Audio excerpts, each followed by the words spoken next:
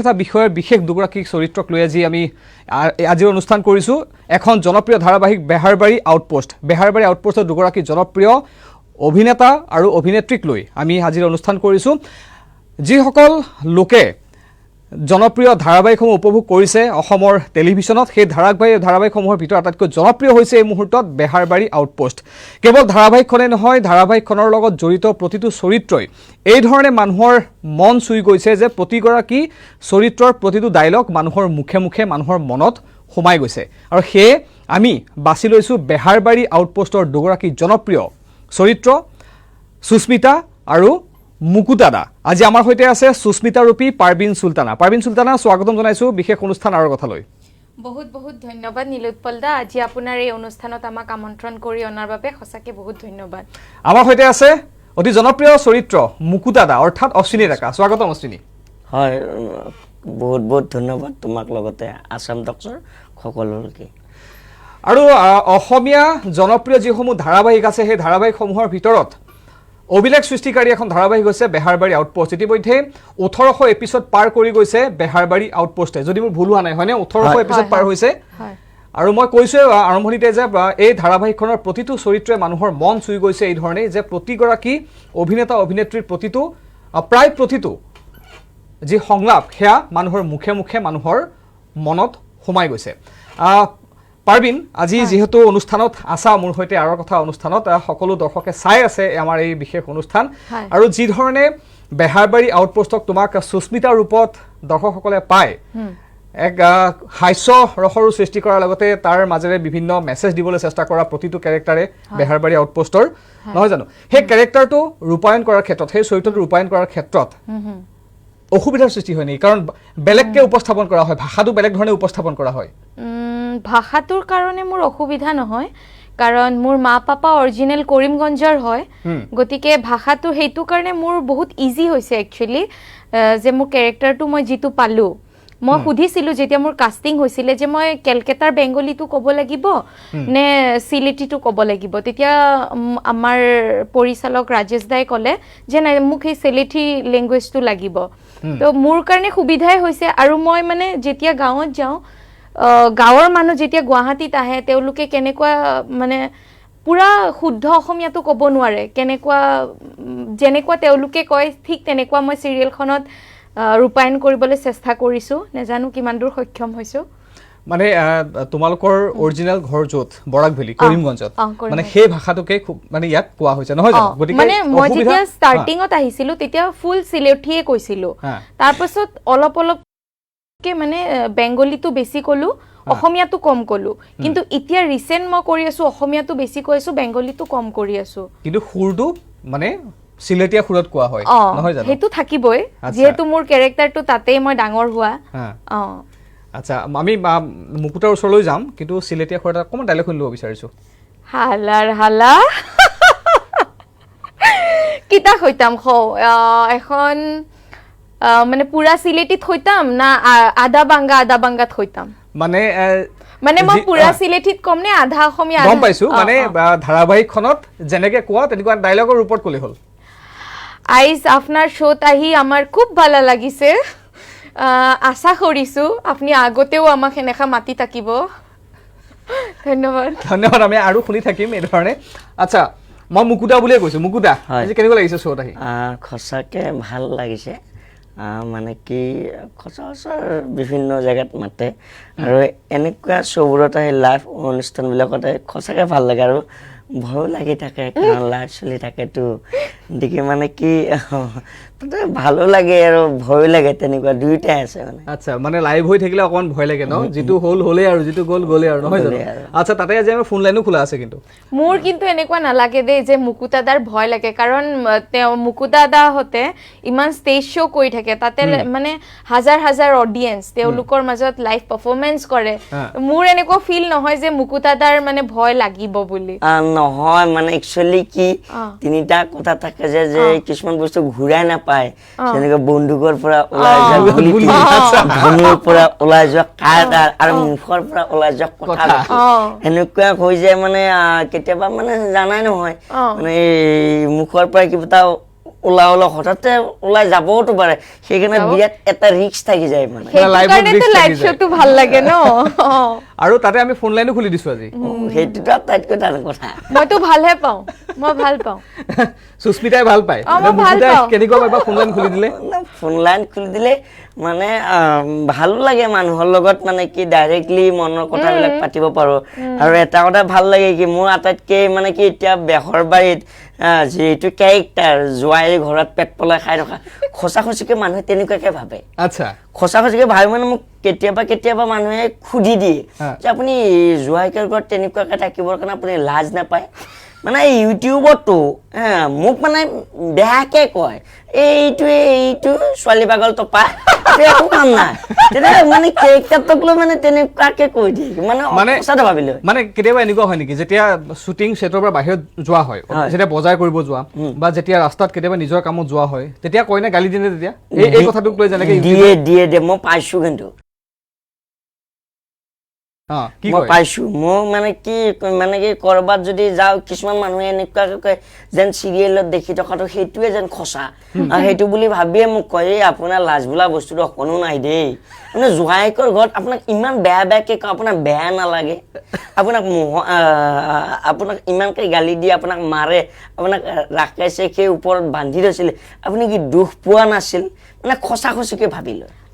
বেলেগতো বাদ দিলো মানে মুকুতা দা আৰু মণি সঁচা বায়েক ভনীয়েক বুলি এতিয়াও বহুত মানুহে ভাবে মানে সঁচাকে তেওঁলোক যেন বায়েক ভায়েক তেনেকুৱা বুলি ভাবে আচ্ছা ভনীয়েক আৰু ককায়েক বুলি ভাবে তেওঁলোক আচ্ছা তোমাৰ হৈছে নে তেনেকুৱা কেতিয়াবা মানে পাৰবিন যেতিয়া ওলাই যায় শ্বুটিং ছেটৰ বাহিৰত যেতিয়া কেতিয়াবা বজাৰ কৰিবলৈ গ'লা বিভিন্ন ব্যক্তিগত কামত যোৱা হয় তেতিয়া মানে পাৰবিন বুলিয়ে মাতে মানুহে নে তেতিয়া সুস্মিতা বুলি মাতি দিয়ে কেতিয়াবা মানে এতিয়া চক দুই ধৰণৰ মানুহ পোৱা যায় এতিয়া কিছুমান মানুহ আছে মই যদি মাস্ক মাৰি থাকো অকল চকুটো ওলাই থাকে তথাপিও মানুহে চিনি পায় অকল মাস্ক মাৰি থাকো অকল চকুটো দেখি আৰু মাতটো শুনি মানে গম পায় বাইদেউ আপুনি বেহৰবাৰীত কৰে ন খুব ভাল লাগে তেনেকুৱাও আছে আৰু মই যিমান পাৰো বাহিৰত বজাৰ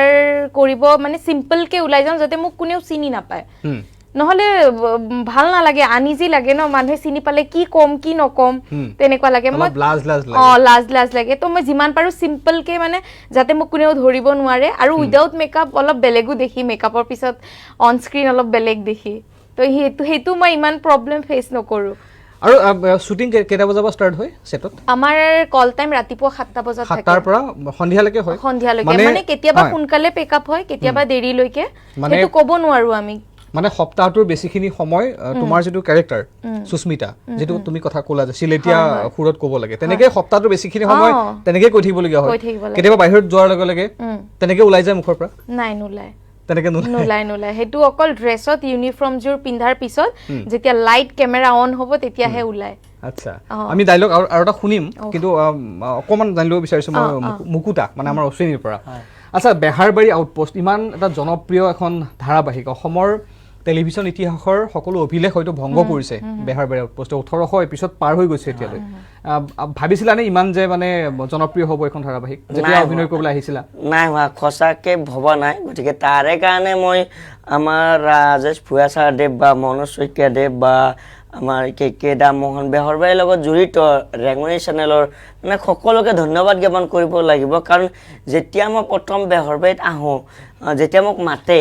তেতিয়া মই আহিছিলোঁ প্ৰথম দিনা যেতিয়া মই শ্বুটিং কৰিছিলোঁ মই নিজেও ভবা নাছিলোঁ ইমানে থাকিম যে প্ৰথম মই 3 দিন প্ৰথম শ্বুটিং কৰি গৈছিলোঁ ঘৰত যোৱাৰ পিছত 10 দিনমান আছিলোঁ মানে প্ৰথমতে যেতিয়া মানুহে টিভিত দেখিলে তাৰপিছত মানে যেতিয়া ৰাতি ফোন কৰিছে দেউতা মোবাইলত ফোন কৰে বা ঘৰৰ মোবাইলত ফোন কৰে বোলে এই তহঁতৰ ল'ৰাটোক আজি টিভিত দেখিলি নহয় তহঁতৰ অশ্বিনীক মানে কি নিজকে এনেকুৱা লাগে যেন নিজে যেন এজন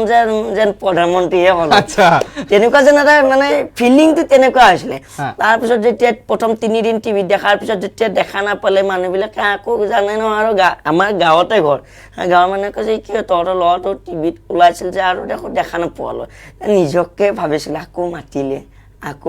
মাতিলে কিন্তু গম নাপাওঁ সেইটো ক্ষেত্ৰত ভগৱান বা বেহৰবাৰী আউটপোষ্টৰ সকলো বা ৰাজাত সকলোকে মানে ধন্যবাদ জনাব সেইকাৰণে লাগিব তাৰে পিছত যেতিয়া সেই 3 দিন কৰি যোৱাৰ পিছত ঘৰত যেতিয়া 10 দিন থাকিলোঁ 10 দিন থকাৰ পিছত যেতিয়া আহিলোঁ তেতিয়া একদমলি তেতিয়াৰ পৰা আজিলৈকে পাৰ্মানেণ্টলি কাম কৰি আছোঁ সেইটো আৰু তাৰে কাৰণে হয়তো লাগিব অসমৰ ৰাইজৰ মৰম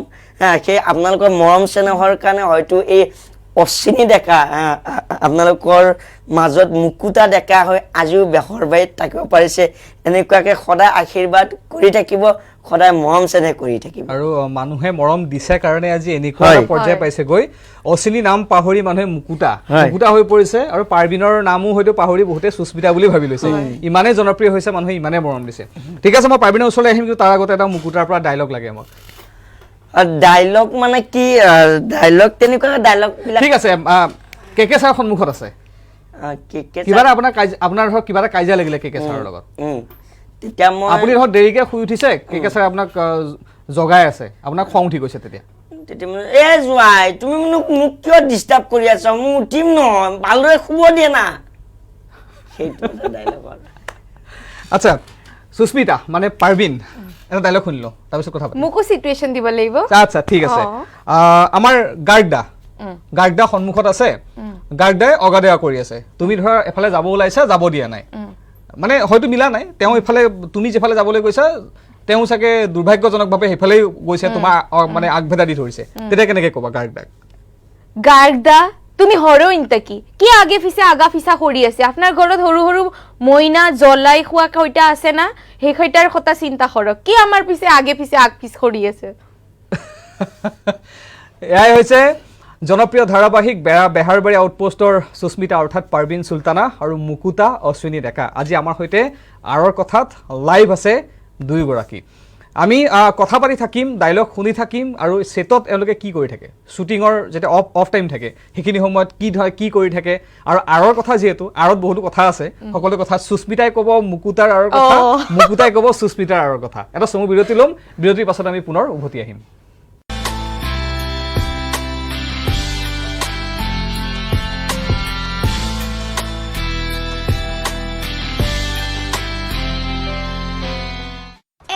पैकेट नाम को निधि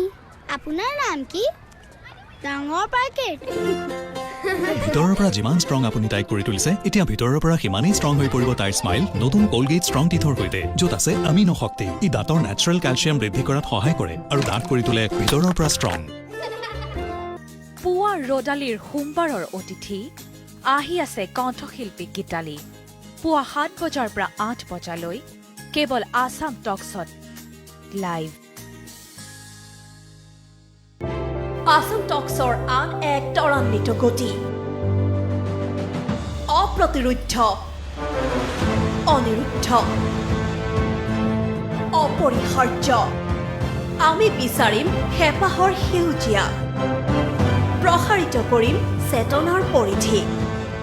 বাতৰিৰ আঁৰৰ সকলো বাতৰিৰ প্ৰস্থচ্ছেদ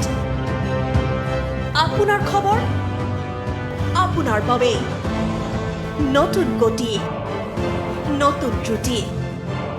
আসাম টকছ প্ৰতিটো খবৰৰ আঁৰত থাকে বহু খবৰ আৰু সেই খবৰবোৰৰ মাজতে লুকাই থাকে বহু অপ্ৰকাশিত খবৰ আৰু সেই খবৰৰ সন্ধানত কাৰ্যবাহী সম্পাদক দেৱজিৎ তালুকদাৰৰ বিশেষ অনুষ্ঠান